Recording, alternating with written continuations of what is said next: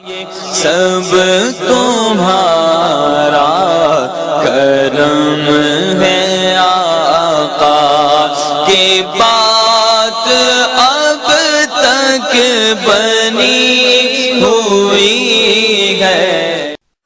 اعوذ باللہ من الشیطان الرجیم، بسم اللہ الرحمن الرحیم۔ السلام علیکم ورحمۃ اللہ وبرکاتہ۔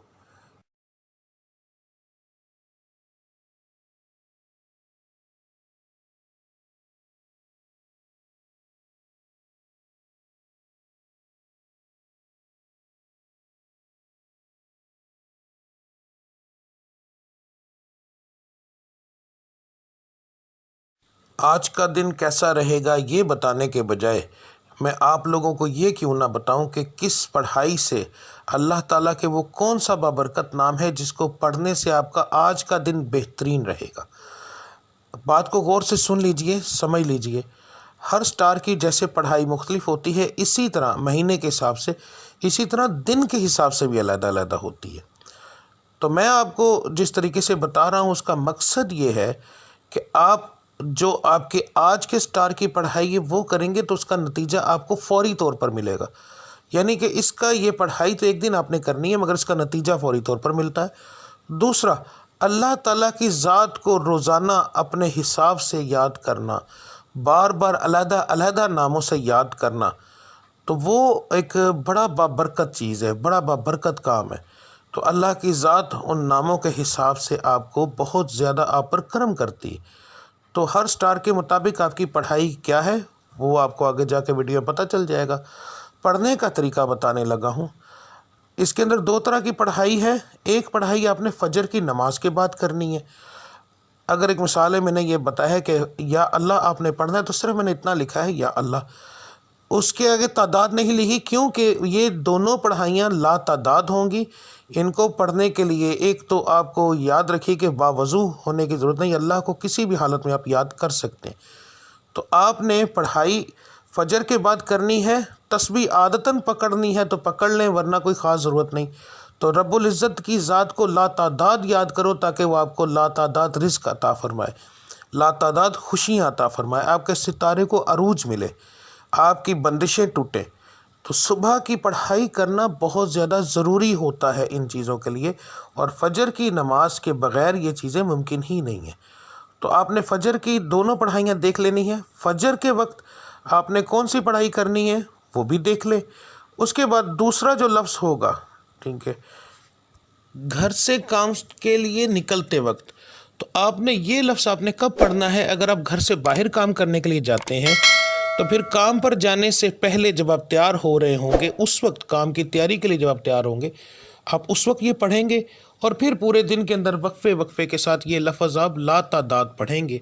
تو انشاءاللہ تعالی آپ کو اس سے فائدہ ہوگا۔ اس کا بہترین حل ہے اسکرین شاٹ لے لیا کریں روزانہ ویڈیو کا، تو وہ آپ لا تعداد پڑھیں گے، وضو بغیر وضو، بس جگہ کا دھیان رکھنا ہے کہ صاف اور پاک ہو، ٹھیک ہے۔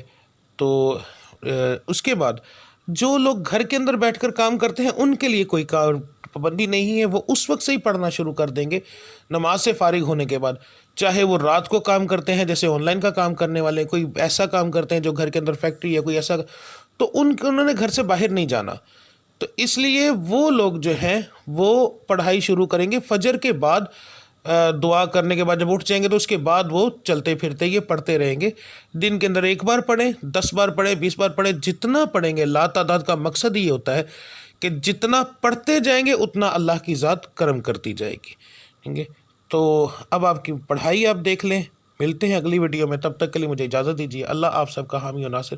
السلام علیکم ورحمۃ اللہ وبرکاتہ۔